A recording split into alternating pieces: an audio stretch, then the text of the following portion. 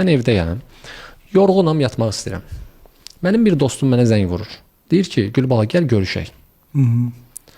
Mənim getməməyim, əgər ona heç bir zərər verməyəcəksə, sadəcə oturub məndən çay içmək, söhbət etmək istəyirdisə, mən də yorğun olduğum üçün getməyib, yatmağı seçsəm, mən özümə dəyər verirəm.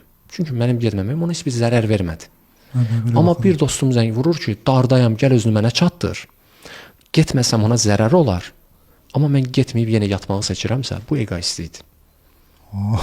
Çünki mən öz yatmaya ehtiyacımı daha üstün tutdum. Əgər mənim şuuraltımda dəyərsizlik inancı varsa, bir, özümü baha satıram. Yəni qədərindən daha artıq göstərirəm, qədərindən artıq özümü daha çox tərif edirəm, mən daha çox edirəm. Belə hallarda özümü yaxalamalıyam, özümü tutmalıyam ki, mən burada özümü baha satdım.